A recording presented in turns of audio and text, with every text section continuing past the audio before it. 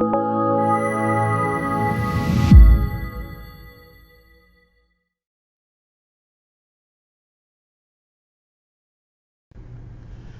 I'm Jacob Hornberger, president of the Future of Freedom Foundation, and this is this week's issue of the Libertarian Angle.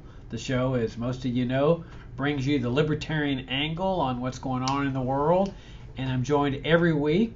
I'm joined today, as I am every week, by my co-host, Richard Ebeling, who teaches economics at the Citadel. Richard, good to see you again. Good to see you and to be back with our viewers and listeners. Yeah, nice to be back with y'all. We just returned from a trip to Freedom Fest out in Las Vegas, where we gave a program entitled The Ongoing Destruction of American Liberty that featured James Bovard, Richard Ebeling, and me. It was a 2-hour session, and it went great. What do you think, Richard? I think it went exceptionally well. We had an excellent turnout. There were several other competing sessions at the same time, and we had a room that was practically packed, and it was a pretty good-sized room. So I think we had an excellent turnout, and we were able to share some ideas about liberty, its importance, and how to fight for it. Yeah, the way we structured it is that Jim Bovard went first, and then he was followed by Richard in the first hour, and then in the second hour, I gave a short talk, and then we had a 20-minute panel discussion with lots of discussion from the audience, which turned out to be very interesting, very stimulating. And the best part is that we didn't record it professionally because it's so darn expensive to do that out in Vegas, but we recorded it on our cell phone, and it came out with a very nice level of quality, and we shared that with our subscribers to FFF Daily yesterday. And in fact, while I'm on that subject, if you're not subscribing to FFF Daily, and you're new to the Future of Freedom Foundation, now's the time to subscribe. It's free for the asking, and of course we have a monthly journal that's $25 a year, and Richard writes a monthly article in that as well as I do, and Jim Bovard. So if you want to see that video of our program in Vegas, you can do so. It's now posted on our website at fff.org. Okay, Richard, we've had some development since we last talked on Libertarian Angle with respect to fiscal policy. And that is that President Trump and the Democrats have reached a deal that entails continued out-of-control federal spending.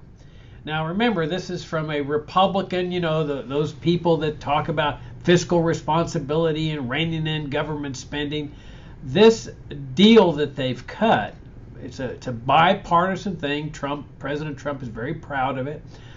Entails a massive increase in federal spending. Now, you recall it wasn't too long ago, a year and a half ago, where Trump lowered taxes. And he said, oh, well, you see, we don't need to cut spending. We just lower taxes and people will work harder and generate more tax revenues. And, the same old voodoo economics that says we'll grow our way out of this budget deficit. Well, of course, the result of this is that the taxes were lowered. But as Milton Friedman used to point out, the real level of taxes is the level of spending. Because if the spending continues at the same level, somebody's going to have to pay the taxes. And so sure enough, Trump is now increasing the deficit. He's spending more than what they're bringing in taxes, to the tune of, I think it was like over $300 billion. Now, we've already got a national debt, the federal government's debt, of more than $22 trillion. And now he's going to increase that even more. This is from the big spending Republicans who have made a deal with the big spending Democrats. Now, what about the debt ceiling? Well, the debt ceiling, as we all know, is an acknowledgement that too much debt is a very bad thing. It can be a very dangerous thing. And so the Congress enacted a law that says no more debt over this amount. And this was years ago. And yet, every time that ceiling is reached, they raise it. And then after they raise it, do you think they then say, well, now we really need to cut spending now in preparation for the next time that we reach this ceiling? No. It's business as usual because they know that they're just going to continue increasing this debt. They're going to continue their out-of-control spending habits. So, Richard, this cannot end well. I mean, we can look at Greece that caved in on itself, that ultimately a nation can spend itself and borrow itself into national bankruptcy. Now, it's always impossible to call the timing on something like this. The American economy has been tremendously resilient. You have massive productivity from the American private sector. But ultimately, the burden becomes so heavy that the government cannot pay its welfare state expenses, its warfare state expenses, the interest on the debt, and of course the principal on the debt.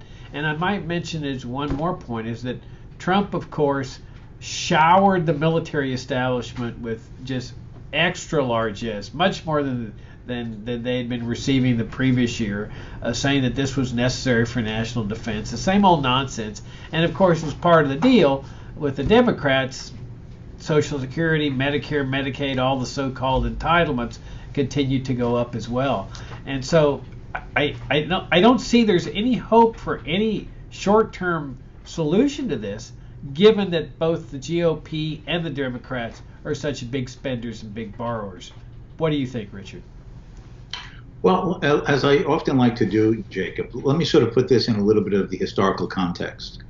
Through the 19th century and the early part of the 20th century, the United States followed, and Great Britain, by the way, as well, but the United States followed what Nobel Prize-winning economist James Buchanan referred to as an unwritten fiscal constitution, by which is meant that there is nothing in the U.S. Constitution requiring the federal government to balance its budget.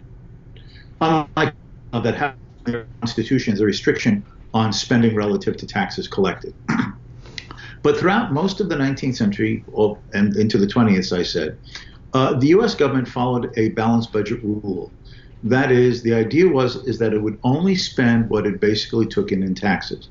The reason for this, the rationale, the thinking, was that this made government more responsible to the taxpayer citizenry. It made it clear and obvious to every voter taxpayer what the cost of government really was. Any additional dollar that the federal government proposed to spend or was spending clearly had to come from a dollar extracted from the taxpayer.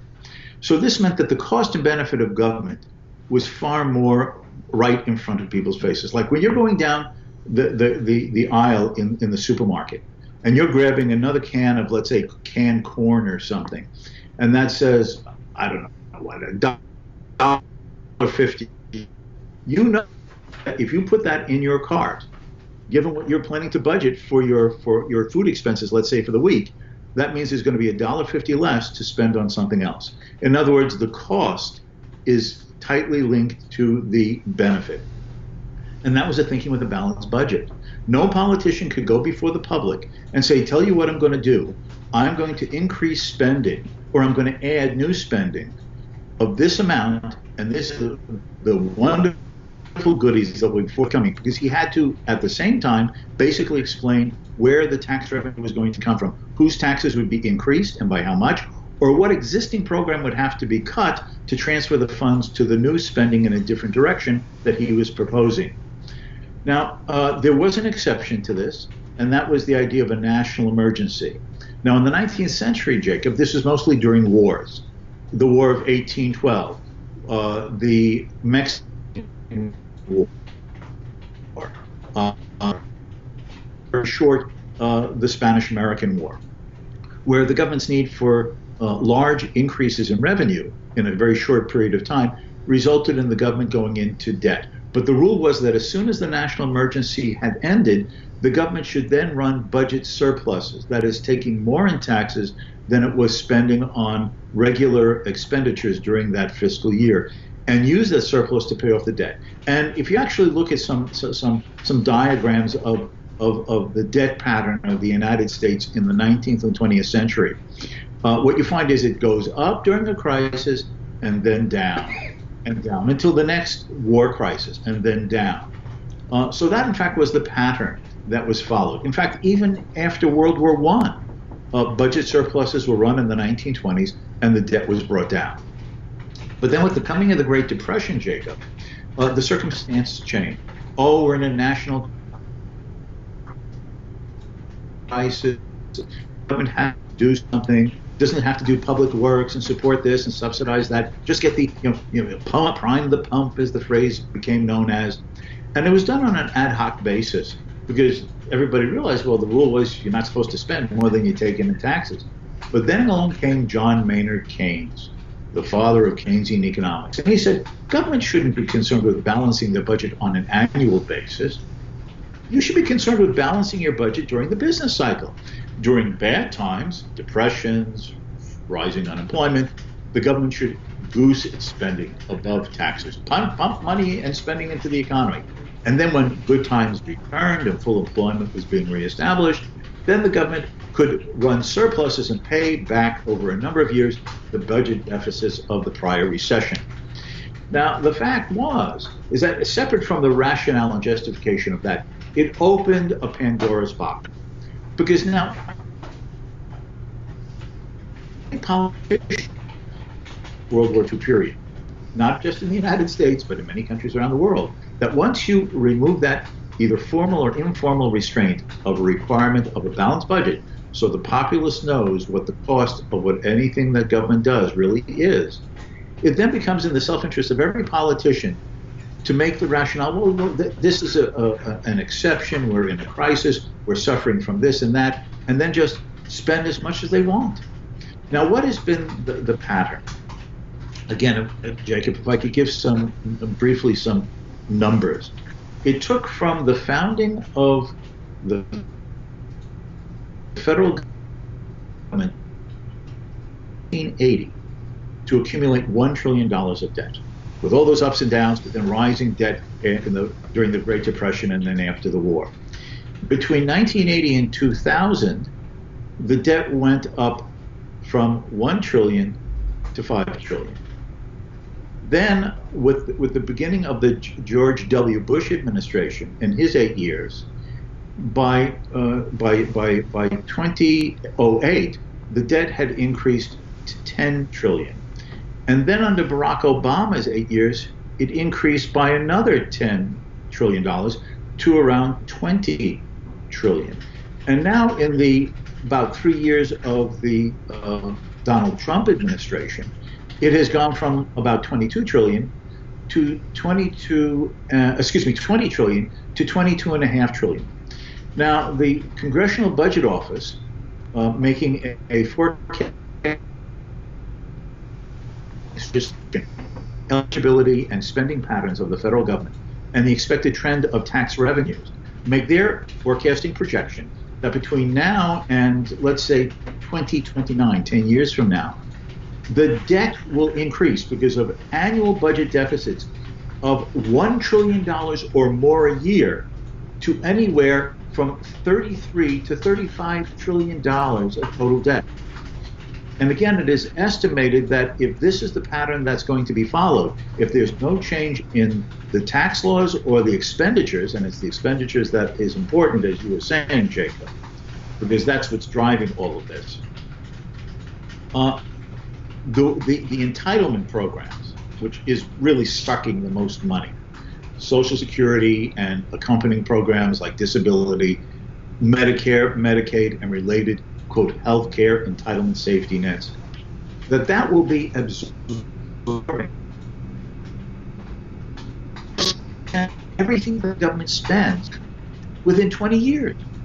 Now, this means that if you don't eliminate that, we're totally in financial disaster, because that is going to create a situation where it may not be tomorrow, it may not be 2 years from now, it may not be 10 years from now.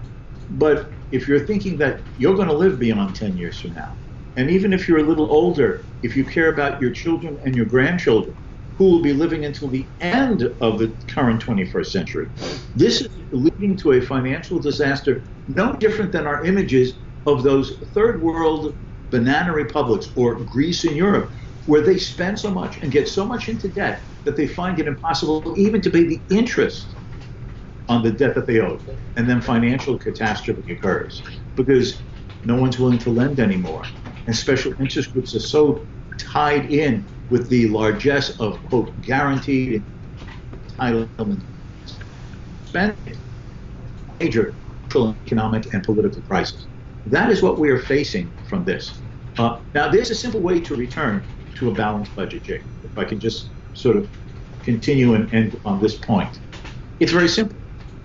Just impose a balanced budget limit, which they now have set aside again, and say you can't spend any more than you take in taxes.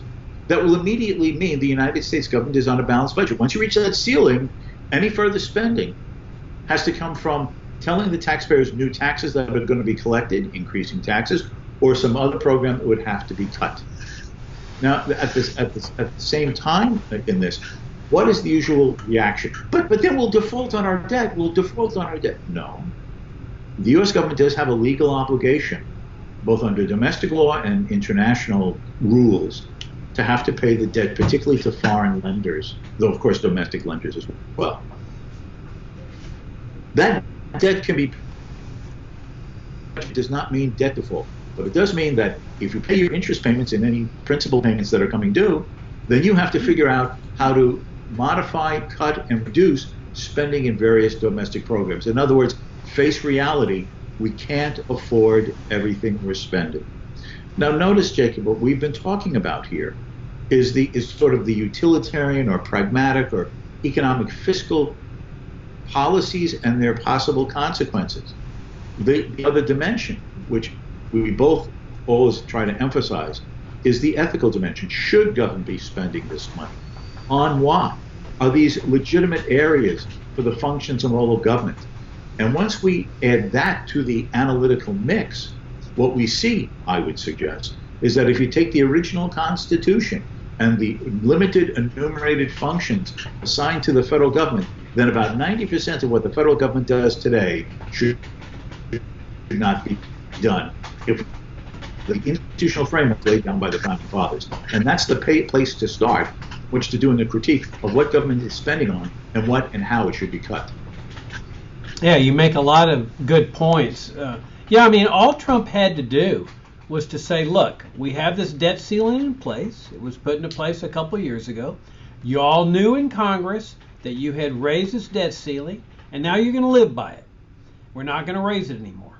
And you should have been slashing spending for the past 2 years, knowing that you had set this new debt ceiling. And from here on out, there will be no new debt. And if that means shutting down the government or the non-essential functions of government or slashing government programs, so be it.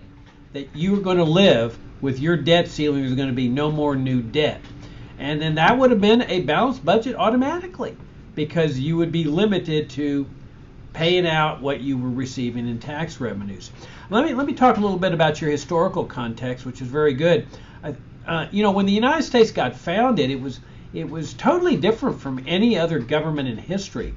For one thing, throughout history, since the invention of the printing press, governments had essentially printed the money to fund their programs. I mean, they'd collect part of it in taxes, but when they would spend more or wanted to spend more than what they were receiving in tax revenues, they knew that tax increases are not popular, so they would just crank up the printing press because they were using paper money in the regime, which the government called legal tender. So if they needed additional money, they just crank up the printing press, print the money, and go out and buy whatever they wanted or what they wanted, or fund their forever wars or their welfare programs and so forth. And of course, this was a way to surreptitiously tax people through debasement of their currency, in what we call inflation. The United States knew that. I mean, the American people who founded this country understood that. So they said, we're not going to have a paper money regime. We're going to have a gold coin standard. And gold coins and silver coins were the official money of the United States. Now, keep in mind, there was no income taxation. But there was also no welfare state, no mandatory charity programs, no Social Security, Medicare. There was no warfare state. There was a small basic army, but there was no CIA, NSA, big military bases across the country and across the world, none of these foreign interventions. So the expenses of government were very small, of the federal government. So they didn't need an income tax. They raised this very small amount of money with tariffs. And if the government knew that if they spent more than that, they couldn't print the money because it was a gold coin standard. They couldn't print the gold coins. And so this was one of the main reasons for the tremendous surge in economic prosperity throughout the 19th century. I mean, Americans discovered how to create a wealthy society, leaving people free to keep their own money, which rested in private hands through capital accumulation, which made people more productive, which then caused salaries and wages to increase and the standard of living to rise, and then sound money, where government could not plunder and loot people through inflation or by inflating their stock of paper money. All that changes in the 20th century. So you get the income tax in 1913, you get the Federal Reserve, a central bank, and then with Roosevelt, he comes in and uses the stock market crash of 29 and the Great Depression to nationalize gold, which is exactly what communist countries were doing. They were nationalizing people's property. He made it a felony to own gold, and then that was when America was converted to a paper money system, which then enabled the government to open the floodgates on spending and debt. And so, the question is often asked, well, what about this massive amount of debt? Why should we be worried about it? And the answer that some of the statists use, both Democrats and Republicans, you don't need to worry about it. The Fed's going to accommodate that debt by, again, printing the money, so to speak. It's a more complicated process, but this process of quantitative easing and lowering interest rates and so forth, a large part of it is designed to pay off the government's debt in cheapened, debased dollars, and again, plundering and looting people. Well, a nation cannot sustain this. I mean, ultimately, something's going to happen, and you see Trump glowing about how prosperous Americans are right now. The stock market's booming and so forth, but it's a virtual certainty that this is just another bubble that the Fed has been inflating since 2008 with their low interest rates, in which Trump is pressuring them now to continue. And it is a bubble that will ultimately burst just like it did in 2008. Why? Because these signals of debased currency cause malinvestment. People make investment plans based on what they think is a prospering society. And then when the shakeout finally happens, you realize it was all fake prosperity, and all these businesses start having to retrench, and that's when you have the recession, or in the extreme case, the Depression, which is what happened in the 1920s and 1930s, which was all Federal Reserve induced, not the so-called failure of America's free enterprise system. So this is the direction which these statists, both GOP and Democrats, have taken our country. And you hit the nail on the head, Richard. It's not just a matter of slashing spending for this program or that program, which they refuse to do, of course, because the lobbyists for these programs are so powerful, and because this is election time. I mean, they don't want to cut the candy for the voters, because voters get angry when you cut their dole. But from a libertarian perspective, the question that Americans have to ask is, what should government be doing and what should it not be doing? What is the role of government in a free society? And I would suggest that once people come to the realization that the role of government is not to have mandatory charity, and it's not to run a foreign empire through a national security state type of apparatus, then they'll start thinking in terms of the founding principles of this country, which are voluntary charity, keeping everything you earn, you decide what to do with it, and a limited government republic that does not go abroad and engage in coups, assassinations, regime change operations, wars on terrorism, and all this other warfare state nonsense. Yeah, if I can just make one point, you're talking about that in the founding of the country in the 19th century, the idea of paper currencies were basically not the monies themselves, but claims to the actual gold and silver monies, commodity money standards. Now, that seems a lot of strange to people today. What do you mean, gold and silver coins? Yes. I have been recently reading the autobiography of a very prominent American journalist of the 20th century. And as a young 17-year-old, he had joined the Army and served in the infantry stationed in Hawaii before the First World War. And he recounts that payday would come along, and all of the soldiers would line up to receive their pay, and there'd be a table there with the list of your name and how much you got, and piles of gold and silver coins. You were actually paid your military salary in gold and silver coins, and that's what you walked away from the desk with. And you could deposit it in a bank for safekeeping, or you could just keep that around like your cash in your pocket. Being a soldier in those early days before the First World War, they'd go into Honolulu and hoop it up with a bit of drinking and gambling and those loose women. But we won't get into that. And I won't mention him so as not to besmirch his reputation. But that's what money was. And that was taken for granted. And that also reminded people that any paper notes in their pocket was not the money itself, but merely a claim to a sum of gold or silver that was the real money that had been deposited in a financial institution, a bank, for safekeeping, and that note was merely what it was, a note, a claim. The government could not create gold and silver out of thin air. Gold and silver has to be prospected for, it has to be mined out of the ground, it has to be transported to mints, where some of it is made into coins or bullion, whereas other gold and silver is used for commercial uses, such as jewelry, for instance. And that was the money. And there were costs to creating money like the cost of any other products, and it was controlled by the forces of supply and demand. But once that link was broken, and as you were saying, there's just the paper money, well, the only expense of government is paper and ink. And not even that, because the fact is most financial transactions now occur through the internet. It's all account on computer screen accounts. So that, in fact, and this is actually true, when the Federal Reserve Board of Governors and their accompanying open market committee decide that it's time to increase the money branch, and he then sends instructions further down the chain, and there is a person who sits at a computer, like you and I are sitting at these computers right now to do this, Jacob.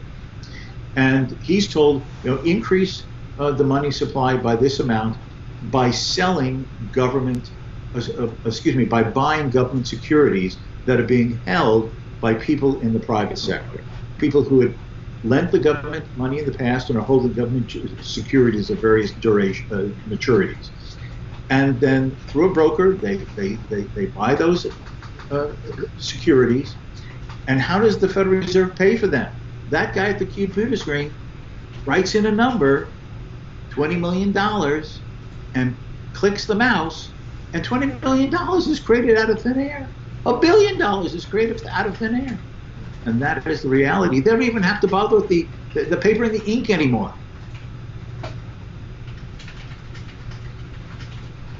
That potential of abuse that is unable to be virtually avoided once we break from those tried and true notions of government limited to legitimate functions, having an honest, transparent fiscal policy by balancing its own budget, and having an honest money based upon a commodity standard that the market has chosen, as historically gold and silver were, and not by government fiat. Yeah, I think it's important to make that point, is that Friedrich Hayek talked about the denationalization of money. It was a great system they had, these gold coins and silver coins standard, and it was certainly one of the reasons for the tremendous increase in the standard of living of the American people in the 19th century. But the ideal is, as Hayek points out, a free market monetary system. That's our heritage, the free market in this country. And so instead of having the government established gold coins and silver coins and mint those coins and establish the relationship between the two coins in terms of value, just let the market handle this. And then you have a solid financial system, a much more solid one that even exists in the 19th century, because it's based on free market principles. Yes. The point to make here, though, Richard, is that both of these people, Democrats and Republicans, they're taking our country down to financial ruin, to monetary debauchery, to out-of-control spending, out-of-control taxation, out-of-control welfare statism, warfare statism, and they show no signs that they're going to change directions at all. And that ultimately Americans are going to realize that putting their well-being... I'm sorry? Yeah, putting their well-being... No, I was just going to... I was just going to reinforce what you were saying, Jacob, that both parties follow these paths because they've accepted a common premise that there are no limits on what government has the authority, both ethically and legally, to do, and it will serve any vested interest that wants to eat at the government trough as the means to their own purposes, which is being elected and having power. Right, and especially during this period of time when they're all trying to get elected at the presidential level, well, and at the congressional level, where they have a vested interest in promising free things to everybody, free education, free this and free that, just free political candy, which means, of course, ever greater spending and debt as part of this what is really a very corrupt process. So we're out of time, Richard. Need to wrap it up. I enjoyed the conversation as I do every week, and I look forward to seeing you next week. Until next time, and let me once again, as I always try to remember to do, to thank our viewers and listeners with sharing a little bit of their time with us. Yeah, thanks for tuning in, and thanks for your comments. We appreciate those on our YouTube channel. And as you may know, we're having a mid-year fundraising drive here. What we're trying to do is secure professional assistance, marketing assistance, to bring FFF's principled, uncompromising message to a greater awareness, especially within the Libertarian movement, but even outside the movement. And so if you could help us with that, we'd be very appreciative. As you know, our methodology is based on the power of ideas, and we strongly believe that ideas can influence society. They can change direction, which is precisely what we're trying to do here at FFF. So thank you for tuning in. Thanks for your great support, and we'll see you all next week.